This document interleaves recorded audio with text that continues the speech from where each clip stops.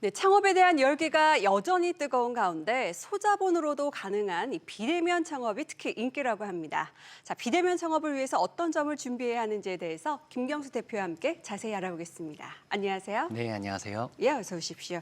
자, 우선 비대면 창업에 대해서 짚어볼 텐데 이 사람과 사람이 직접 만나지 않는 것을 저희가 비대면이라고 하잖아요. 비대면 창업하면 구체적으로 어떤 분야가 있을까요? 네, 말씀해 주신 바와 같이 비대면 창업이란 사람과 사람이 직접적으로 대면하지 않거나 또는 대면을 최소화하는 제품이나 서비스를 창업한다는 것을 의미하는데요.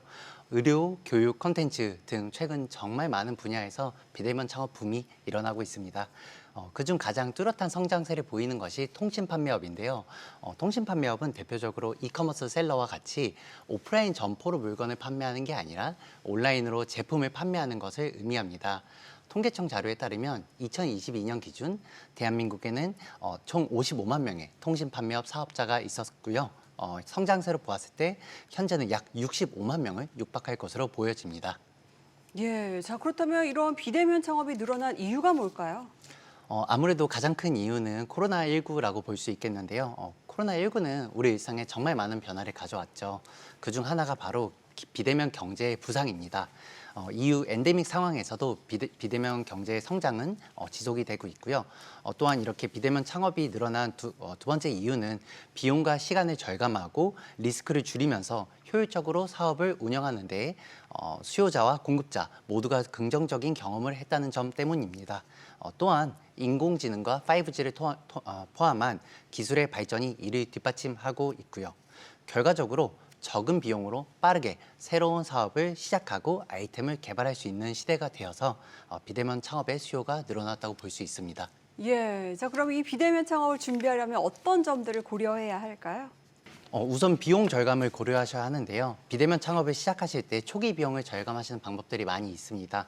예를 들어 비대면으로 창업을 하시는 분들의 경우 주로 1인 온라인 창업가 분들이 많으신데요. 이분들은 노트북 하나만 있다면 집에서도 카페에서도 근무가 가능하시기 때문에 따로 사무실을 구하시지 않고 비상주 사무실을 활용하셔서 비용을 크게 절감하실 수가 있습니다. 예, 비상주 사무실, 뭐 말 그대로 인력이 사무실에 상주하지 않는 형태인 거죠? 네, 맞습니다.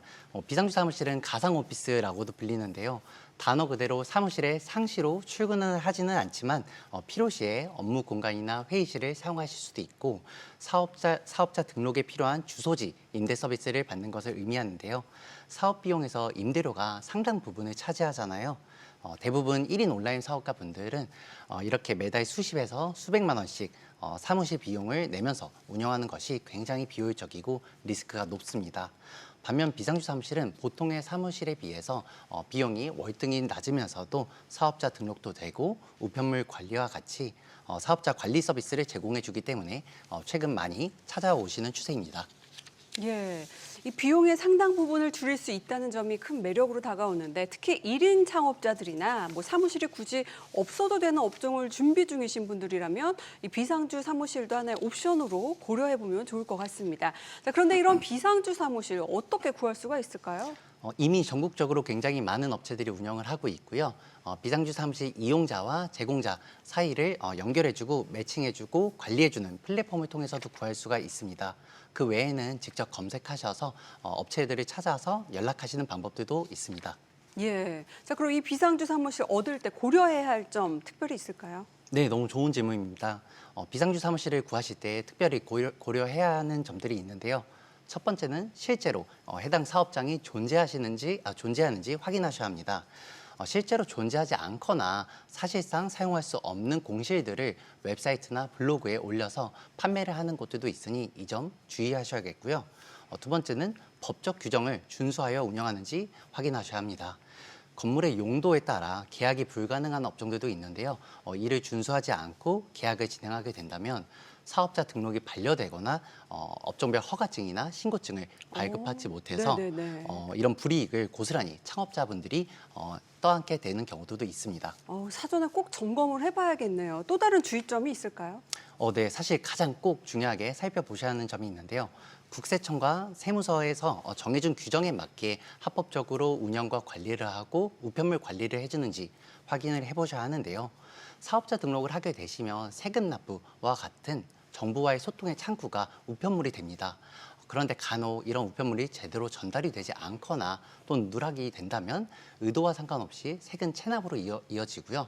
과징금이나 추징금이 부과가 될 수도 있습니다. 최악의 경우에는 직권 폐합이 되는 위기에 놓일 수도 있으니 이 점 꼭 주의하시길 바라고요. 저희 플랫폼에서는 이런 부분들을 예방하기 위해서 실시간 알림 서비스를 운영하고 있습니다. 문자나 앱을 통해서 우편물 알림 서비스 그리고 우편물 열람 서비스를 무료로 제공을 하고 있기 때문에 이러한 부분들은 충분히 예방이 된다고 볼 수 있습니다. 예. 자, 비상주 사무실을 얻을 계획이 있으신 분들은 방금 알려드린 부분을 잘 기억을 하셨다가 꼼꼼하게 잘 따져보시면 좋을 것 같습니다. 자, 그럼 이 비상주 사무실을 활용하는 것 외에 창업 비용을 줄일 수 있는 또 다른 방법은 뭐가 있을까요? 네, 물론 있습니다. 요즘에는 회사의 얼굴인 웹사이트를 운영하지 않는 곳들이 거의 없죠. 특히 온라인 쇼핑몰과 같이 온라인 창업을 하시는 분들은 웹사이트를 이쁘게 관리하고 꾸미는 것이 굉장히 중요하잖아요. 그런데 홈페이지를 관리하는 것도 여간 손이 많이 가는 게 아닙니다. 제품 사진을 업로드하고 관리하고 결제 서비스를 도입하는 등 신경 써야 할 부분들이 굉장히 많은데요. 창업주분께서 이 모든 부분들을 기술적으로 혼자 해결하실 수 있으면 다행이겠지만 사실상 그러지 못한 분들이 대부분이거든요. 그렇다고 또 인력을 채용을 하기엔 리스크가 올라가겠죠. 그래서 요즘에는 이런 부분들을 통합적으로 그리고 효율적으로 관리할 수 있는 통합 솔루션들이 많이 나와 있습니다. 업종별로 그리고 상황별로 알맞는 통합 솔루션을 잘 찾아보셔서 활용하시면서 비용을 절감하시길 추천드립니다. 예. 자, 끝으로 이 비대면 창업 준비하는 분들에게 하실 말씀 있을까요? 네, 저는 캐나다에서 자라면서 미국과 캐나다에서 비상주 사무실을 사용해서 법인 설립을 한 경험도 있는데요. 예. 북미에서는 사실 굉장히 많이 알려져 있고 보편화돼 있다 보니까 많은 분들이 이를 적극 활용하시거든요. 그 이후 한국에서 관련 사업을 진행하게 됐는데 국내에서는 아직 인식이 자리 잡히지 않아서 그런지 많은 분들이 잘 모르시고 불안함이나 불편함도 좀 갖고 계신 것 같더라고요. 그래서 저희 회사는 이런 부분들을 해소하고자 연구소도 보유하고 있고 관련 특허도 취득해서 이용자분들이 안전하고 효율적으로 이용하실 수 있게 최선을 다하고 있고요. 실제로 최근 창업진흥원으로부터 선정이 돼서 정부 기관으로부터도 인정을 받게 됐습니다. 이용자분들께도 정부에서 제공하는 창업 지원 제도라든지 창업 관련 정보 역시 꾸준히 제공을 하고 있고요. 마지막으로 사업을 시작하는 것도 중요하지만 효율적으로 관리를 하면서 꾸준히 성장시키는 것이 더욱 중요하다고 생각을 합니다. 이를 위해 사업자 주소지만 임대해 드리는 것이 아니라 꾸준히 성장하실 수 있도록 서포트하는 여러 솔루션도 개발을 꾸준히 하고 있고요. 저를 포함한 많은 대한민국의 창업자분들 응원하는 마음입니다. 예. 지금까지 김경수 대표와 함께 비대면 창업에 대한 자세한 이야기를 함께 나눠봤습니다. 고맙습니다. 네, 감사합니다.